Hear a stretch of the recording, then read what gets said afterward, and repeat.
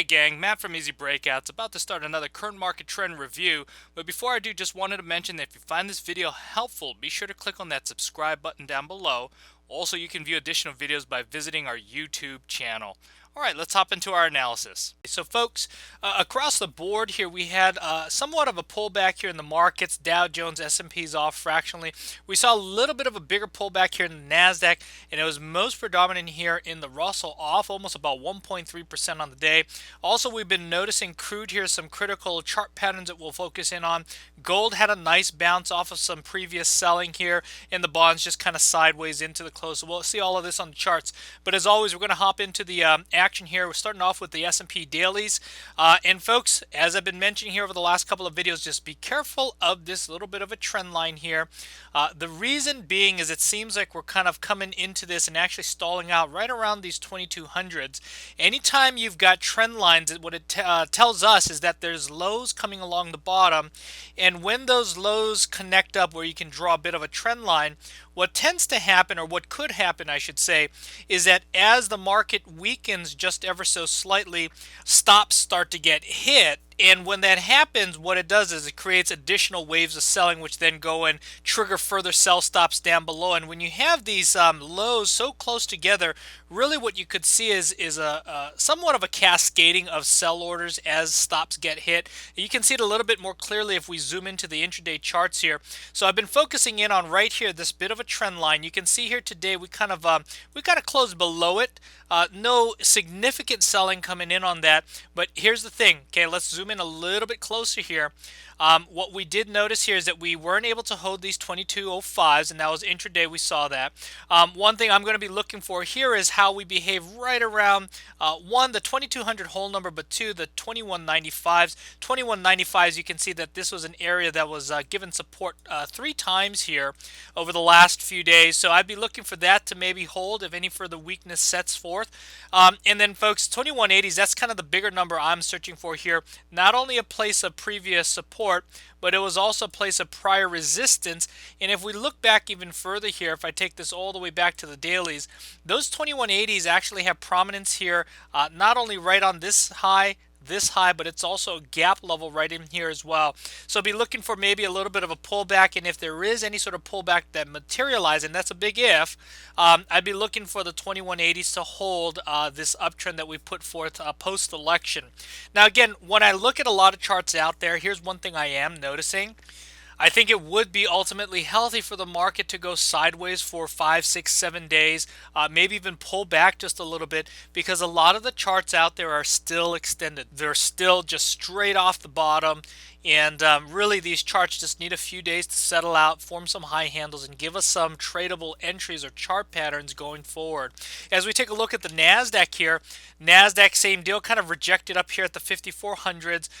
Also watching a bit of a trend line starting to form here on the NASDAQ, ever so slightly starting to break down below that. And if we do start to take those out, I'd be looking for right around here, these 5300s to hold, see a little bit of resistance here. I'd be looking for the 5300s to hold any sort of pullback here, and then we'll reassess as the charts get a little bit closer. But as of right now, I mean, market's still in an uptrend. Stocks are very extended, so there's not a whole lot of setups. So folks, you just got to wait for recognizable chart patterns. You got to look for bases that are breaking out on volume. And just coincidentally, I just noticed here in our own trading, a lot of our positions have stopped us out. So it's kind of interesting that as these moves have sort of matured over the last couple of weeks, a lot of our positions now, with just the ever so slightest bit of weakness in the market, a lot of our positions have just taken us into cash, and now we're just waiting for new setups to emerge for us to redeploy and take new trade setups. As we move over to some of our external markets here, taking a look at crude, one of the things I had pointed out to our traders in our room, the crude here is somewhat looking like a little bit of a head and shoulders pattern ever since August. Again, you're going to have to break down below the neckline of 43 to get any sort of movement, I think, out of this.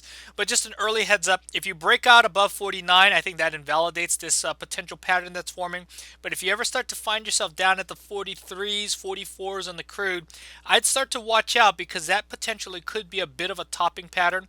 Also, when you take a look at this a little bit longer term here, you can see that the crude actually had a little bit of resistance here right around the 51s last time in June, and then again at 51, 52 here in late October. So what this could potentially be telling us, if we find ourselves back down at the bottom end of this range over the last 7, 8 months, that really there's still a ton of overhead supply. There's still inventory that needs to be worked off, and really just when you trade in a band like this and you're just not able to break out, that could be troublesome, pointing towards maybe further price pressure to the downside if you start breaking down below some support levels. As we look to the gold, the gold had a little bit of a snapback from that 1170s, but folks, gold has been trading pretty technically here, bouncing back right up to the 1200s over there.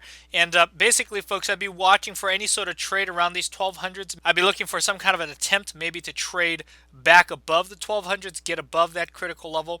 But folks, the longer we stay below this 1200s, as we kind of zoom out on the charts here, really there's not a whole heck of a lot of support until the 1050s. And again, that's if we are not able to snap back above those 1200s, and if we start to hang out here for several weeks, you can see how really the next stop here is right around the 1050s, and the last time we saw that was late 2015. Then finally taking a look at the bonds here, the ZNs. The ZN's just hanging out on lows, 10-year yields hanging out on highs. So folks, we continue to see a rising interest rate environment. And again, I think it's just the market pricing in what it thinks the Fed is going to have to do here, which is probably hike rates here by about 25 basis points. But other than that, folks, we're just seeing a very quiet market. Today was a very, very quiet trade. No breakouts to the upsides that we saw, nothing tangible or substantial, I should say. And in terms of our current position that we've been stringing along, we just got stopped out of a whole bunch of them. So folks, at this point, again, game plan always has been, always will be, look for stocks that are breaking out of recognizable chart patterns with volume that have the best relative strength, and that's what we need to do every single day. And as the market maybe goes sideways and pulls back, great opportunity to search for stocks that are bucking the trend. That'll be the relative strength we've been talking about. But other than that, folks, just wishing everyone a great trading day ahead, and join us for our next market trend review.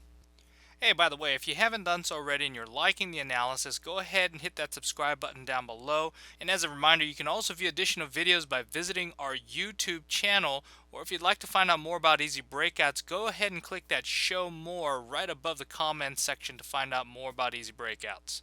But other than that, have a great trading day ahead, and may the trend be with you. Take care, everyone.